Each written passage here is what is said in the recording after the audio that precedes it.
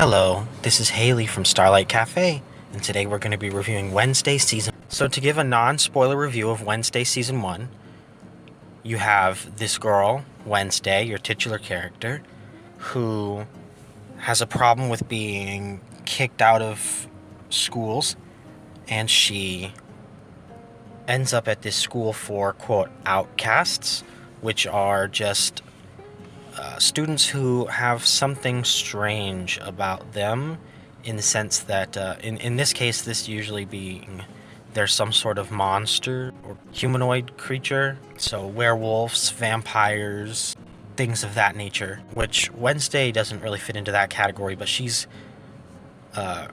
kooky, for lack of a better word, like those types of characters.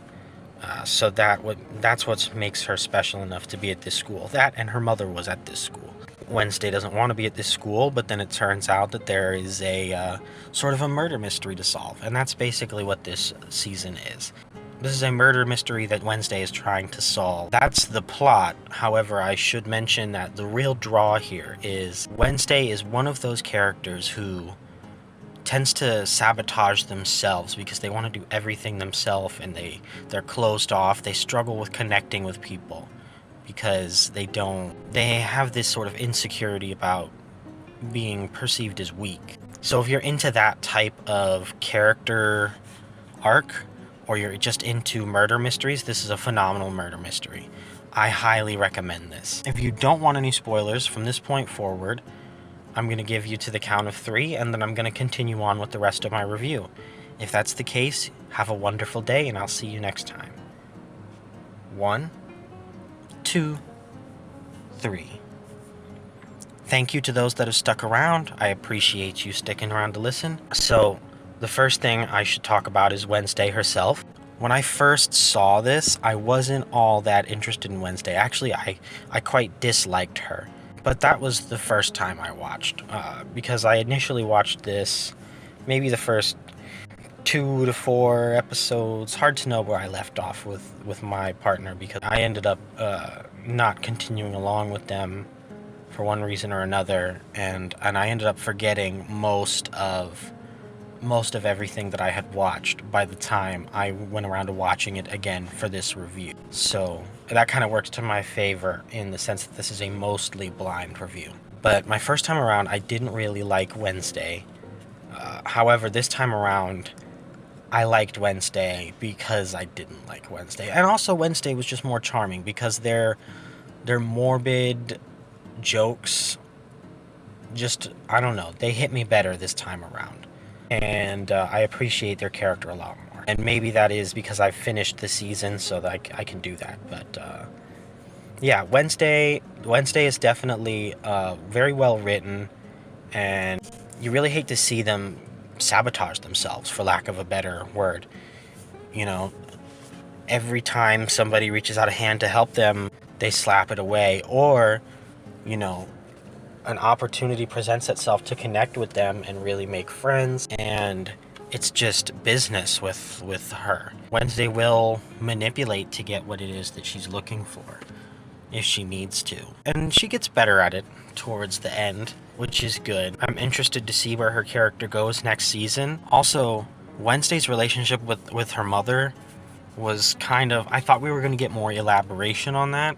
And now I'm starting to think that that's not going to happen. I think it's meant to be kind of what it is on the surface, you know, just being in their mother's shadow. Nothing, I'm starting to think there's nothing more to it than that. I really liked the interactions the family had with each other, especially Wednesday's relationship with her parents, how loving and sweet Gomez is to her and to the family as a whole, and how her mother cares, but also her mother knows how her daughter is, and she kind of knows what to expect from her. And maybe that's because she also has the visions like Wednesday. I don't really know. I guess I never thought about it until right now as I'm saying this. Enid was a wonderful character. Honestly, my favorite character, but I'm biased because I like those upbeat, bubbly, quirky characters like what Enid is. I'm okay with the werewolf reveal that we got at the end of the season, but I guess I was kind of hoping for a bit more than what we got. I like the way she gets along with just about everybody that she comes across in some form or fashion. She's like a really good foil to Wednesday, who's very much closed off to everyone. She doesn't really want to make friends, whereas Enid is like, I want to make all the friends. Eugene was definitely MVP of this season because he was just a real one. And then him, he was in a coma or whatever you want to call it for a good chunk of the season, but when he came back, it was like really important because he gave us a lot of info that we needed, and then he saves the day with his bees, which also I was wondering about halfway through the season, like, what's his deal? What kind of monster, what kind of powers does he have? Because that hasn't really been shown. He's just kind of strange, right? And then it's like, oh, he controls bees. He commands bees. That makes a lot of sense. I should have seen that coming. Duh. So there's Xavier and Tyler. Unfortunately, I fell for the trap. I was no more suspicious of Tyler than I was everybody else in the show, which I'll get around to, but that is to say, not particularly suspicious of him. I actually, if anybody was around for back in the day when Twilight did Team Edward versus Team Jacob, I kind of wanted to do a bit with like Team Tyler or Team Xavier when I was writing the notes for watching this season, because I originally was going to have this be scripted and I decided candid was a better way to go. I will say Tyler won about half of those episodes, and the only reason that I picked Xavier for a lot of them was just because I found Xavier to be more interesting, whereas Tyler was probably like the safer option, I guess you could say. But it turns out I was wrong. I was played. So that was good red herring on the writers. I didn't suspect Tyler much at all. Even when he was revealed to be the Hyde, I didn't believe that he was the villain. I just thought maybe he was being like, this isn't his choice. He's being controlled. And then it's like, oh no. Like episode 8 rolls around and it's like, oh, he's bad. Oh, he's really bad. Speaking of red herrings, I completely fell for the Kimbot red herring, where I was so dead sure that Kimbot was Laurel Gates, only to be wrong. It was Mrs. Thornhill, who I was suspicious of. I did think Mrs. Thornhill was suspicious, but I didn't think she was necessarily the villain per se. I thought she was more either working for the villain or a red herring, and it turns out she was not the red herring. But I thought she was like some sort of spy or something, and I was only half right in that. But I guess circling back around, yeah, so was completely unsuspicious of Tyler. And I do hope that this next season puts a little more focus on him, because I was hoping we would get more information about what happened with his mother. I don't really feel satisfied with, okay, so she was a Hyde, but like, did Sheriff Galpin know that she was a Hyde? Was that ever like, maybe I missed it, but I don't know if that was ever elaborated on. And then like, how did she die? Like, what happened to her? And why, and how did that lead to Tyler needing court-ordered therapy? He didn't say he had therapy. It was court-ordered therapy. So what happened? And speaking of Sheriff Galpin, another thing is, what's up with his like personal grudge with Gomez? Because there was no evidence that Gomez did anything, which is why he was never charged. But Galpin did not let that shit go until it was proven years and years later by Wednesday, or the efforts of Wednesday, that Gomez didn't do it. So, like, what's up with that? So yeah, these are questions I hope to get more answers for. And I think Tyler will be a bigger focus next season, given that it was shown towards the end there that he is still alive and well. Okay, sorry if there was a weird break there. I needed to take a water break because it is hot in this car, let me tell you. But yeah, so I do hope to get more answers about Tyler and his whole backstory. But moving on from that, let's talk about Xavier. I did think for probably since episode 5 until like, or maybe up until Tyler met up with Thing before they went to the Gates mansion, I believed at least that it was possible. I wasn't 100% sure, but I did believe that it was possible. That the hide was just Xavier's drawing coming to life and terrorizing people without his knowledge. So, like, I didn't think he was a directly bad guy. I thought this was, like, just a terrible, like, misunderstanding or mistake or something. But then it was revealed that it was actually Tyler, and I was like, wow, that's crazy. Also, there were definitely a lot of instances where I'm like, Tyler was being really shitty.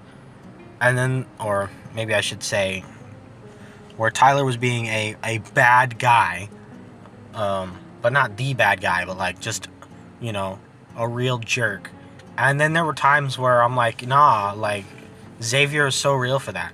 Like when he told Wednesday, like, you don't know who your real friends are. You don't know how to trust anybody. I don't know if he said you don't know how to trust anybody, but, or you don't know who to trust or something like that. But I was like, that's real. And that summarizes Wednesday season 1. Wednesday can't trust anybody. Wednesday doesn't know who her real friends are. And apparently neither did I, because it turns out Tyler was off. Bianca was like a little relevant for a little while. I thought it was weird that Bianca and the Nightshades just kind of started doing whatever. Whenever Wednesday was like, oh yeah, we need to round this person up and tie him up, and like we need to confront this person, Bianca's like, all right, we're on it. Like, what? When did you have this kind of ride or die mentality with Wednesday? What happened? So that was kind of weird for me, but I let it go because they kind of got amicable after the dance. But I did think it was kind of not as organic as I would have hoped it would be. I do hope that Bianca gets some more relevance next season too, because I guess by extension what I'm hoping is Morning Song becomes more relevant, because they were kind of teased and then not really talked about beyond like, okay, so what? They're a scam. I don't know, multi-level marketing or something. I don't know what's going on here. And that's all I know about Morning Song. They're just out here trying to scam people who are down in the dump at their lowest points in life. I thought Principal Weems was a really good antagonist. She obviously wasn't the villain, and I never thought she was the villain. Although I will say, once the concept of a shapeshifter was introduced, before we knew who exactly was the shapeshifter, that threw all my theories in crazy directions, because I'm like, anybody could be the shapeshifter, and by extension, we don't know if the person that we're talking to is who we think they are, or if they're the shapeshifter pretending to be this person.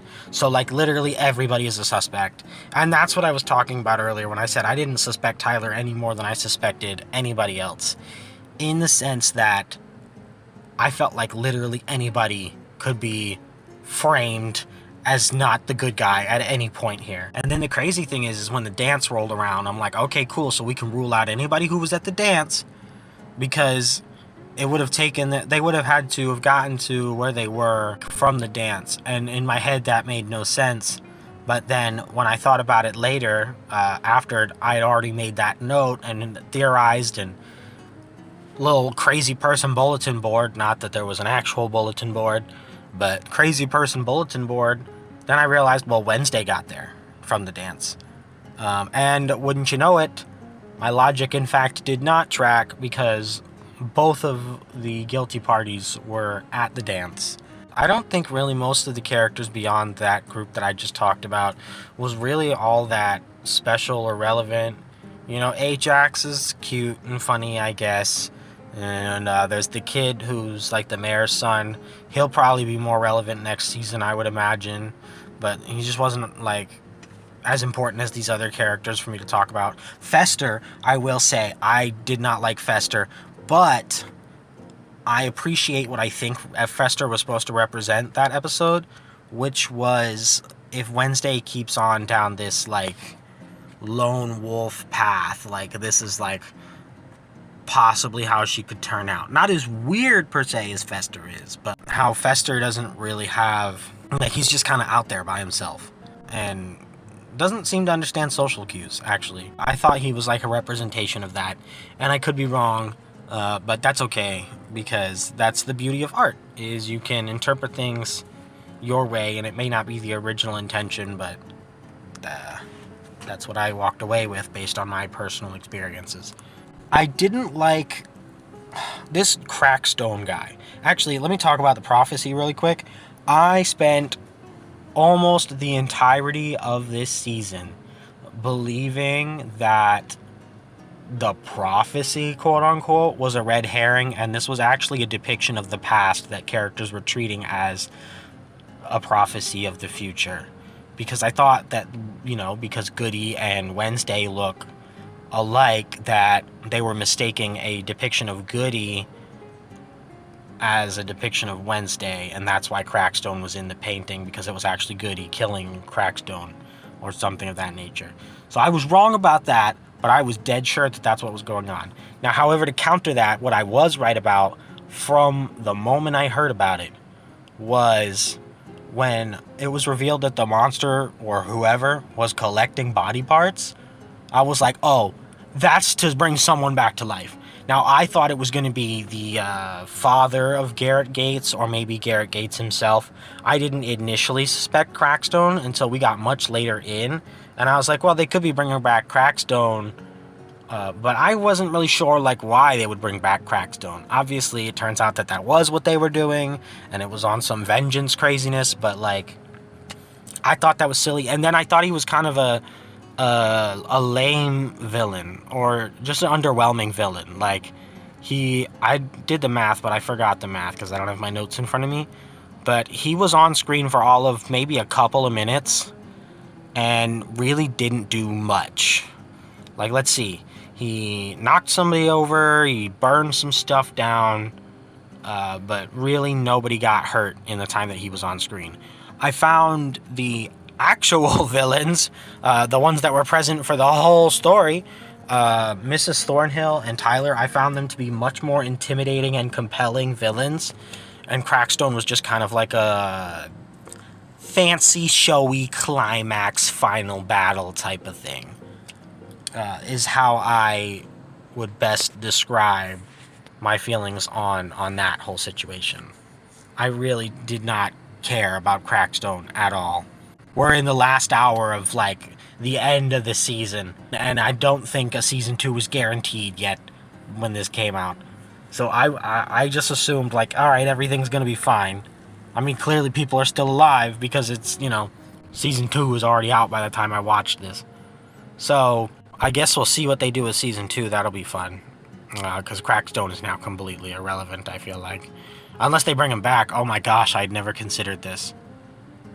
Oh, I hope they do him much more justice than what they did him this season, because, yeah, that would be so lame. I guess I kind of touched on this already, but I really liked this kind of overarching theme of, trusting in other people and not trying to do everything yourself, and you don't have to be perfect, I think was kind of the theme or the message going on throughout this season. Because that was Wednesday's problem for the whole season, was just refusing to rely on others and refusing to just show weakness. Just be vulnerable. It's okay to be vulnerable. And as a matter of fact, it's a great way to connect with others. When you're vulnerable, people, yeah, you can be taken advantage of, but that's the whole point, When you're opening yourself up to others like that, you are at risk, and that's what makes people respect you when you do that, because it shows I'm putting my trust in you. You could hurt me right now, and that's why I'm allowing you to see me like this rather than keeping my walls up. And I find that to be beautiful. My overall thoughts on season 1, I touched on this in my non-spoiler summary, but I really do think this was a wonderful experience. This is a wonderful show. Season 1 did a great job. The show writers did a great job. It was a good mystery. So I'm really excited to watch season 2. And I'm glad that you guys get to join me on this journey, because this will be a completely blind watch through for me. Where season 1, I saw some of it before I actually sat down and watched all of it for the review. Season 2 is going to be completely brand new to me. And then if I catch up to season 2 and maybe there's going to be a season 3, I don't know. We'll all get to watch that together. Thank you for sticking around and listening to me yap, and I can't wait to see you guys in the future. Leave a comment, tell me what you liked about Wednesday season 1 and what you were or are currently looking forward to for season 2, depending on if you're also watching it in real time like I am, rather than, or not in real time, if you're watching it behind schedule like I am, as opposed to in real time with everybody else. Have a wonderful day, and bye bye.